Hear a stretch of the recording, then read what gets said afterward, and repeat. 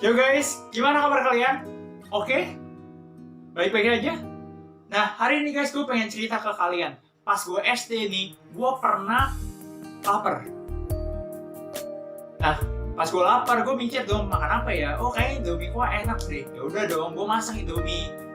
Nah, pas udah jadi, teman-teman tahu dong, pernah ngerasain dong aroma Indomie gue pas baru jadi.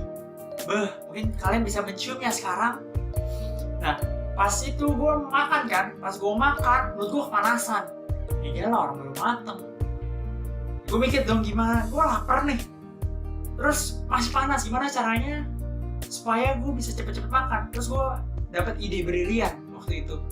Gimana kalau gue tambahin air putih dingin?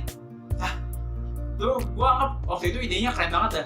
Terus ya udah gue ke kulkas, gue ngambil, gue nyari botol air yang isinya air putih dingin. Terus pas gue cek nggak ada air putih tapi nggak ada yang dingin. Tapi gue lihat ada satu botol yang isinya air, warnanya putih, terus dingin. Pas gue lihat sirup leci, terus gue mikir waktu itu kayaknya bisa deh dipakai buat dinginin Indomie. Ya habis itu gue iyain, gue okein, dan gue langsung tuang ke Indomie tadi. Bener sih dingin, tapi pas gue makan, gue berhenti. Gak enak coy, seriusan, jangan pernah coba ya. Nah, gue gak tau kenapa pada waktu itu si Ken kecil mikir kayak gitu. Mikir pakai sirup buat dinginin Indomie. Gak tahu itu sirup diciptain buat apa, gak tahu itu sirup gunanya buat apa gitu. Jadi kayak sok tahu, sok ngide, dan akhirnya jadi gak enak. Nah, mungkin sama ya seperti hidup kita ya teman-teman ya. Kadang kita nggak tahu kenapa kita ada, buat apa. Apalagi bagi setiap kita nih yang masih muda, yang masih cari jati diri, yang kadang bisa buat kita tiba-tiba amnesia. Siapa aku? Kamu siapa? Kenapa aku dibuat ada? Kenapa aku ada? Karena emak bapak gue ketemu, bro. Sip, mantap bos. Ya, itu oke lah jawabannya. Nah, berarti pertanyaannya, kenapa kita manusia, teman-teman manusia dong, ada? Buat apa sih? Menuhin bumi aja. Nah, untuk tahu itu teman-teman, kita perlu nih tahu asal usul kenapa kita dibuat. Jangan kayak Ken tadi nggak tahu tuh sirup buat apa, jadi main hajar-hajar aja. Nah, makanya hari ini gue mau ajak kita throwback teman-teman, di hari dimana kita diciptain. Itu di hari ke-6 dan ditulis di Kejadian 1. Nah, hari ini gue mau ajak kalian untuk fokus di ayat 26-28. Tapi teman-teman bisa baca ayat sebelum atau sesudahnya setelah kalian dengar video ini. Nah, kita sama-sama setuju ya guys, kalau kita Kejadian ditulis sama Musa bukan Bambang. Setuju ya kalau itu ya.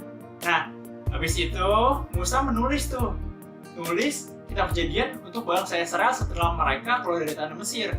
Bayangin guys, 400 tahun bangsa Israel jadi budak di Mesir.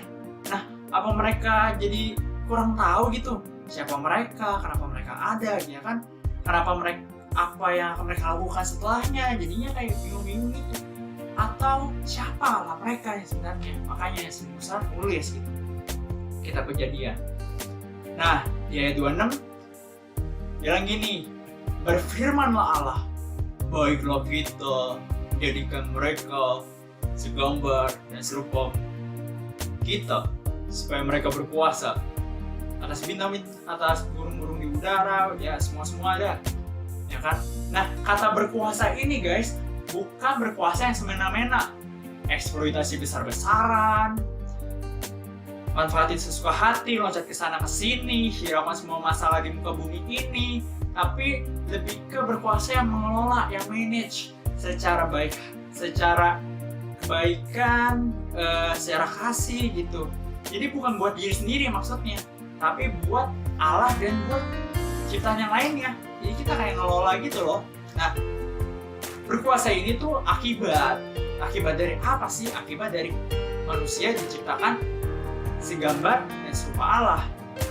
Maksudnya apa? Iya, itu diciptakan itu mencerminkan Allah, ya kan? mencerminkan karakter Allah, sifat Allah. Yang berarti ketika ciptaan lain melihat kita, ya ciptaan lain melihat Allah yang ada dalam diri kita. Soalnya kan kita cerminan Allah kan. Terus kita juga sebagai wakil Allah gitu. Ya untuk memanage yang Allah ciptakan di bumi. Kayak gitu-gitu loh, bukan wakil yang sekarang gitu, yang gabut, yang nggak tahu harus ngapain. Tapi ini lebih kita dipercayakan, manusia dipercayakan untuk mengelola apapun yang ada di bumi, itu yang diciptakan Allah. Nah, terus Allah ya bilang Allah menjadikan mereka menurut gambarnya, yaitu 7 kan, laki-laki dan perempuan gitu. Nah, laki-laki dan perempuan, oke? Sama dua-duanya. Samanya apa? Sama-sama untuk diciptakan untuk mencerminkan Allah. Gak ada yang lain gitu. Nah terus di ayat 28 disuruh beranak-cuculah, bertambah banyak lah. Nah berarti disuruh buat keturunan dong. Ya oke, itu betul. Dan ada maksud lain, maksudnya apa? Multiply, bermultiplikasi. Multiplikasi apa? Gambar Allah teman-teman. Soalnya kan waktu itu manusia diciptain sesuai gambar Allah dong. Jadi ketika manusia bermultiplikasi, ya gambar Allah juga bermultiplikasi. Ibarat Naruto nih pakai jurus 1000 bayangan. Tapi bukan 1000 bayangan, nih bisa bermiliar-miliar bayangan. Satu bumi coy, bayangin dipenuhi sama gambaran Allah dari diri manusia gitu. Biar apa? Biar semua ciptaan yang ada di bumi tahu bahwa ada Allah yang berkuasa di dunia ini. Nah, kalian pernah gak sih main game The Sims atau Become Legend di Game Pass gitu? Nah, gue pernah tuh main yang ya dua-duanya sih. Pas gue main PS itu main Become Legend, kan bisa buat karakter tuh, Sims juga bisa kan.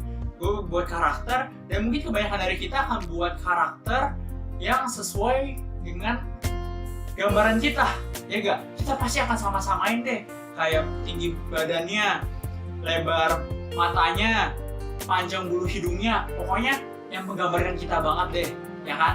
Terus udah jadi, terus udah tuh kita akan pakai karakter ini untuk main di dunia PES atau dunia Sims atau dunia yang teman-teman mainin gitu.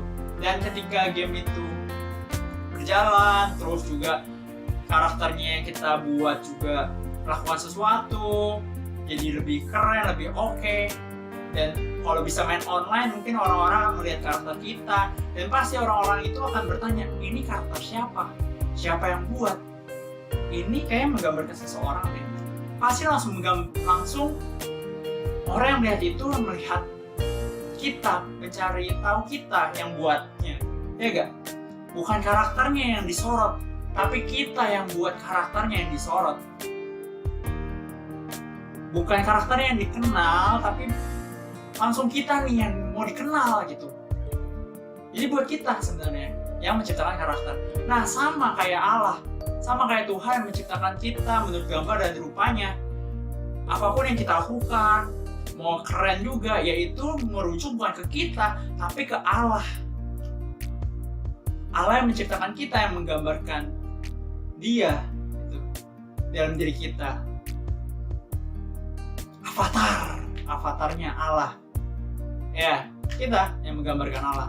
Nah, so guys, jadi kita di sini bukan hanya untuk menuin bumi aja ya, bukan cuman untuk bengong-bengong, nggak tahu harus ngapain, nggak ada tujuan, tapi kita ada sesuatu yang harus dilakukan. Dan mungkin masa-masa di normal, masa-masa stay at home, di mana kalian mungkin banyak waktu luang yang ada, mungkin kalian pakai buat nonton film, atau tidur-tiduran di kasur sampai lumutan, atau ya merenungkan diri sendiri gitu. Ya ini momen yang pas menurut gue untuk merenungkan kembali kenapa kita ada, dan merenungkan kembali nih, mikirin balik masa depan kita akan gimana, kita akan lakuin apa di masa mendatang, kita mau jadi apa, jadi musisi, YouTuber, atlet, atau apapun lah. Dan coba pikirkan, apakah yang kita lakukan nanti, profesi kita nanti, apapun yang kita lakukan lah pokoknya, itu untuk buat diri kita diketahui banyak orang, atau biar Tuhan diketahui banyak orang, buat kita terkenal, atau biar Tuhan dikenal banyak orang. Karena gini teman-teman, karena kita diciptakan, kita ada untuk menggambarkan Allah supaya Ia diketahui banyak orang. Seberapa banyak hari-hari ini teman-teman kita, orang-orang yang kita kenal belum tahu siapa Allah. Dan makanya apapun yang kita lakukan nanti itu untuk Allah dikenal, terkenal di antara orang-orang gitu. Terus gimana kalau udah terkenal? Ya, itu anugerah dari Tuhan gitu. Tuhan yang udah buat lu terkenal. Dan biarlah dari ketenaran lu itu, lu terkenal, itu bisa makin buat Tuhan dikenal banyak orang. Dikenal sama orang-orang yang kenal sama lu. Lu terkenal. Jadi pakai keterkenalan lu untuk mengenalkan Tuhan lebih lagi. Kayak gitu. Nah, tapi kan itu ekspektasinya. Realitanya guys, kita susah banget. Gue pun juga susah gitu, kesulitan. Kebanyakan mungkin yang gue lakuin bukan untuk kenalin Tuhan, tapi biar gue dikenal banyak orang.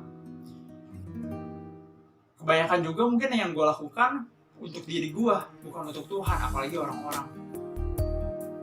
Dan Adam, manusia pertama yang Tuhan ciptakan pun juga gagal melakukannya. Dia memilih untuk membuat diri dia dikenal dibandingkan membuat Allah dikenal. Dia melakukan dirinya buat diri sendiri, dia melakukan sesuatu untuk dirinya sendiri, untuk Tuhan lagi, sehingga dia berdosa. Berarti nggak mungkin dong, berarti nggak bisa kita lakuin. Nah, tunggu dulu bos, chill. Ada satu pribadi yang selama dia hidup 33,5 tahun berhasil melakukannya. Selama hidupnya dia mengenalkan siapa Allah. Dia menggambarkan Allah itu seperti apa. Dia 100% Allah, 100% manusia. Ya, dialah Adam yang sempurna. Namanya Yesus Kristus. Hanya dia yang dari awal sampai akhir terus mengenalkan Allah. Bahkan dia sampai mati dan bangkit. Dan itu untuk apa? Sekali lagi, untuk represent Allah, karakter Allah, sifat Allah. Jadi hanya dia nih adalah jembatan antara ekspektasi dan realita yang ada. Hanya di dalam dia, ekspektasi dan realita yang ada bisa bersatu, bisa bertemu. Dan hanya di dalam dia guys, kita bisa belajar untuk melakukan sesuatu buat Allah dikenal banyak orang. Bukan untuk diri kita kenal banyak orang. Dan ketika kita sudah mengenal Kristus, kita akan sadar, kita akan merasa bahwa ada satu pribadi yang lebih pantas, yang lebih layak untuk dikenal banyak orang. Satu pribadi, yaitu Yesus Kristus, yang kalau orang mengenal dia dan percaya padanya bisa selamat. Daripada kita, bisa apa coba? Dan hanya ketika kita sudah mengenal Kristus dengan baik dan betul, kita akan merasa bahwa dikenal Kristus, mengenal Kristus lebih keren dibandingkan dikenal semua orang yang ada di dunia ini. So guys, kita ada untuk mengenalkan Tuhan, untuk kenalin Tuhan ke orang-orang, supaya orang-orang tahu bahwa ada Tuhan yang berkuasa di dunia ini. Dengan apapun yang kita punya, tetap bisa dipakainya untuk menjadi alat yang menggambarkannya. Mari kita terus mengenal Tuhan dan kenalin Tuhan ke orang-orang yang ada di sekitar kita. Selagi muda, selagi kita bisa. Know the truth, enjoy the truth, and live the truth. Thank you, and God bless you.